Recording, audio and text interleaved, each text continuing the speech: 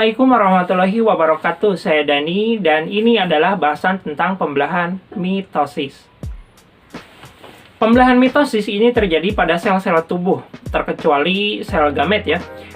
Kalau sel gamet itu nanti pembelahannya secara meiosis. Sel tubuh itu yang mana aja? Ya seluruh tubuh kamu kecuali sperma dan ovum. Mitosis ini hanya terjadi pada sel-sel eukariotik ya, atau yang sudah memiliki membran inti. Pada tahapannya itu ada profase, metafase, anafase, telofase, dan nanti akan diakhiri dengan sitokinesis atau pembelahan sitoplasma. Fase interfase itu yang ada G1, S, dan G2 itu sudah bahas dalam siklus sel. Kemudian kita akan menjelaskan lebih lanjut mengenai bagaimana sih tahapan-tahapan dalam peristiwa pembelahan mitosis ini.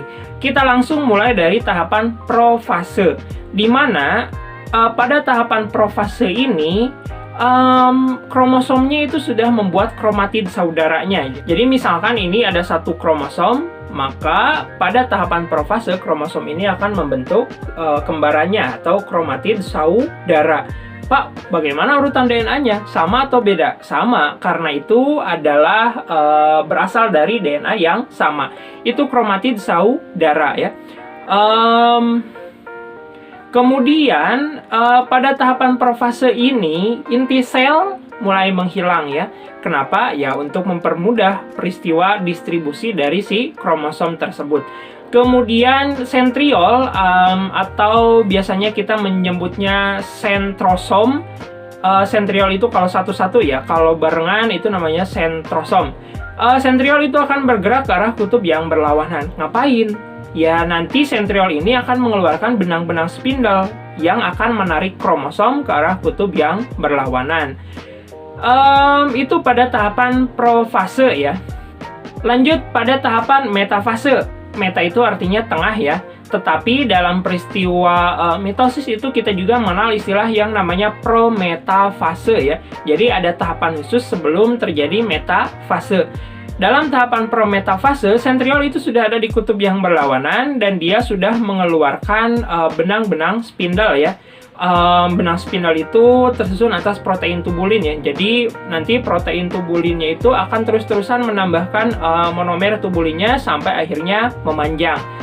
Dan kemudian si benang-benang spindle itu akan mengikat kinetokor pada sentromer ya. Jadi kita ingat kembali kan kalau kromosom itu di tengahnya kan ada sentromer ya. Di sentromer itu ada yang namanya kinetokor yang nantinya dapat mengaitkan benang-benang spindle. Benang spindle itu terbagi dua, ada benang spindle yang kinetokor yang melekat pada kinetokor dan juga ada benang spindle yang non kinetokor. Jadi ada beberapa benang spindle yang berikatan dengan kromosom dan ada juga benang-benang spindle yang tidak berikatan dengan kromosom. Lalu yang tidak berikatan dengan kromosom fungsinya buat apa? Itu nanti untuk mendorong ya. Jadi semakin dia memanjang kan nanti akhirnya akan bertumbukan di tengah ya. Nanti akan menyebabkan tumbukan di tengah-tengah sentriol dan akan menyebabkan si bagian selnya itu semakin menjauh. Kemudian fase berikutnya adalah fase metafase, di mana kromosom itu tadi kan sudah dibentuk kromatid ya, jadi sekarang kromosomnya kayak huruf X gitu. Nah, kromosomnya itu akan berjejer di bidang ekuator, atau kita mengenal istilah namanya plat metafase ya. Atau pada mungkin kalau di bumi itu ada khatulistiwa atau pas di tengah lah istilahnya. Nah, kemudian si benang-benang spindle itu akan mengikat kinetokor pada kedua kromatid ya. Satu kromatid diikat oleh satu benang spindle dari satu ujung, dari satu kutub. Kemudian kromatid yang lainnya juga diikat oleh benang spindle dari sentriol kutub berlawanannya. Itu fase metafase ya. Kemudian pada fase anafase, maka benang-benang spindle itu akan menarik si kromosom ke arah kutub yang berlawanan. Anda perhatikan bahwa tadi kromosom itu kan sudah membentuk saudaranya ya, atau salinannya yang kita kenal dengan kromatid saudara atau sister kromatid. Nah, Anda perhatikan bahwa untuk setiap kromosom itu kromatid saudaranya saling ditarik ke arah kutub yang berlawanan. Jadi, sekarang pada peristiwa anafase, setiap kromosom itu sudah berada pada kutub yang berlawanan ya. Ingat bahwa pada tahapan anafase ini yang dipisahkan atau yang ditarik itu adalah kromatid saudaranya ya, bukan homolog pasangannya. Pak, apa itu homolog? Ingat bahwa kromosom itu kan punya homolognya ya. Kalau misalkan Bapak, nih di sperma Bapak kan ada kromosom nomor 1 misalkan. Nanti di anak Bapak, maka kromosom nomor 1 dari Bapak itu akan berpasangan dengan kromosom nomor 1 dari istri Bapak. Nah, ini kan pasangan gitu ya. Misalkan ini mengkode rambut gondrong, ini juga mengkode rambut juga sama-sama, tapi ini rambut lurus misalkan. Nah, ini adalah kromosom yang homolog berpasangan gitu. Nah, pada tahapan mitosis, kromosom homolog ini tidak berpisah, tetapi tetap barengan gitu. Pada tahap anafasenya mereka tidak berpisah satu sama lain, atau dalam arti lain dia tetap barengan. Itu pada anafase. Kemudian setelah selesai peristiwa anafase, maka akan masuk ke tahapan telofase.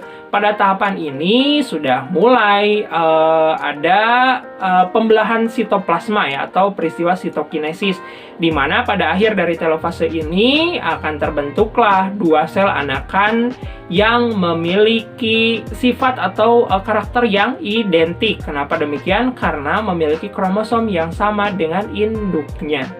Ini adalah tahapan pembelahan mitosis, di mana hasilnya itu adalah dua sel anak dengan jumlah kromosom yang sama dengan induknya. Induknya 2N, diploid, anaknya juga 2N atau diploid. Apa itu 2N? Ya tadi, kalau kromosom yang berpasangan, homolognya, ini pasangannya, kan ada 2 ya. Ini berarti namanya diploid, 2N gitu ya. Kalau ini aja, ya 1N, ini biasanya ada di sperma ya. Kalau ini bagaimana? Ya ini biar kalau dia ada di ovum berarti 1N juga. Kalau ovum dan sperma bersatu, maka kromosomnya juga kan akan bersatu. Nah ini 2N nih, diploid namanya. Pada pembelahan mitosis, anakannya itu diploid dan hanya ada 2 sel anakan. Oke. Itu untuk pembelahan mitosis. Jadi pada tahapan profasenya intinya menghilang, kromosomnya membentuk kromatid saudara, kemudian sentriol bergerak ke arah kutub yang berlawanan. Pada fase prometafase, sentriol itu sudah mengeluarkan benang-benang spindle, ada yang berikatan dengan kromosom, ada juga yang tidak berikatan dengan kromosom. Pada metafase, kromosom itu sudah berjajar di tengah dan diikat oleh benang-benang spindle. Kemudian pada anafase, kromosom ditarik oleh benang-benang spindle ke arah kutub yang berlawanan, dan pada telofase sel mulai melakukan peristiwa pembelahan sampai akhirnya terbentuklah 2 sel anakan yang identik dengan induknya. Peristiwa mitosis terjadi pada sel tubuh. Oke, sekian dulu untuk bahasan tentang mitosis. Semoga ini baik dan bermanfaat buat Anda. Apabila ada salah yang saya sampaikan, silahkan Anda koreksi di kolom komentar. Terima kasih. Assalamualaikum warahmatullahi wabarakatuh.